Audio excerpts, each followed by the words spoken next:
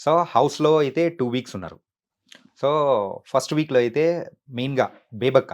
మరి బేబక్క బయటికెళ్ళిపోవడానికి ఆ కిచెన్‌లో ఉన్న కుక్కర్ రీజన్ అని మనం అనుకోవచ్చా? లేకపోతే ఇంకా అదర్ రీజన్స్ ఏమన్నా ఉన్నాయనుకోవచ్చా?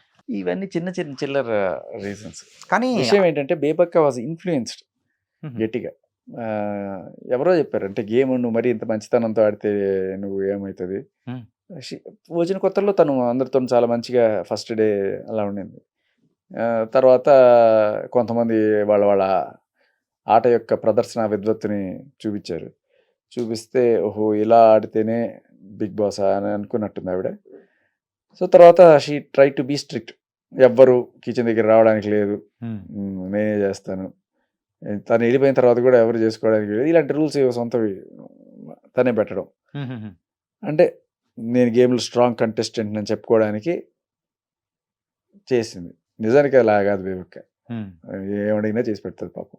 ఆ! కానీ గేమ్ ఆడమని ఎవరో చెప్పిన సజెషన్ సీరియస్‌గా తీసేసుకొని, తన ఒరిజినల్ ఏదైతే ఉందో అది దాన్ని ఇది డామినేట్ చేసింది. బేబక్క original is a wonderful woman. But ఈ ఇది ఓవర్ షాడో చేసిందంతే. ఓకే. దానివల్ల కొంతమంది ఆవిడని నామినేట్ చేయడము, హ్మ్.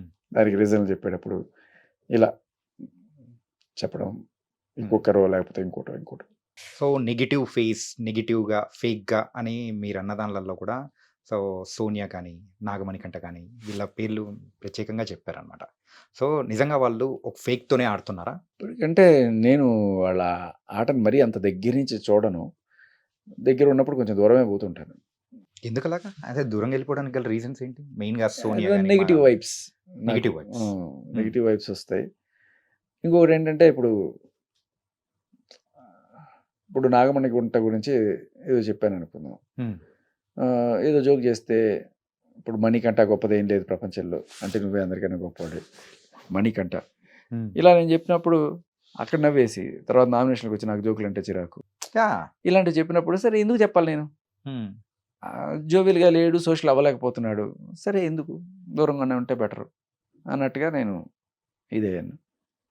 ఇక సోనియా అయితే ఆవిడది ఒక అలగ్ దునియా. ఆవిడ దాంతో పాటు ఏదన్నా చిన్న విషయం ఇక్కడ వీడు దొరుకుతాడు అనుకుంటే దాన్ని పొలిటిసైజ్ చేసి హ్మ్. ఆరెంజ్ విషయం చూసే ఉంటారు మీరు. యాహ్! సో, మొదలుపెట్టిందే ఆరెంజ్‌తో. హ్మ్. ఆరెంజ్ ఫుడ్ అంట. ఫుడ్‌తో ఆటలాడకూడదంట. ఆటలాడితే దేశానికి అవమానించినట్టు, రైతుని అవమానించినట్టు ఇట్లా. మరి నాకదే అనిపించింది. ఎన్ని సినిమాల్లో రాఘవేంద్రరావు గారు ఎన్ని పళ్ళని ఎన్ని రకాలుగా వాడారు. హ్మ్. అది ఎవరు చెప్పారు? ఏ రాజ్యాంగంలో రాసుంది? లేదు గదా! ఈవిడ సొంతంగా రాసేస్తది. అలా చేస్తది. అంతే. తన అమ్మాయి పేరేంటి? విష్ణుప్రియని గూడా. హ్మ్. అడల్టరేటెడ్ కామెడీస్, నువ్వు యాహ్! పుణ్యస్త్రీవి ఇలా నోటికొచ్చిన మాటలన్నీ మాట్లాడేస్తది. ఏమనుకుంటారు జనాలు ఏమైనా ఎదవలు తెలీదు అనుకుంటారా? చూసేవాళ్ళకి ఇది ఉంటుంది గదా! వాళ్ళు ఆలోచించగలరు.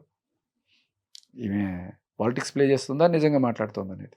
హ్మ్. ఏమీ లేని దాన్ని గూడా ఇలా ఏదో ఒకటి సీన్ చేయాలనే అనేది ఉద్దేశ్యం అనేది చేసి అవతల వాళ్ళని బ్యాడ్ చేసి దాని మీద ఈవిడ గుడ్డవ్వాలనే ఒక తపన.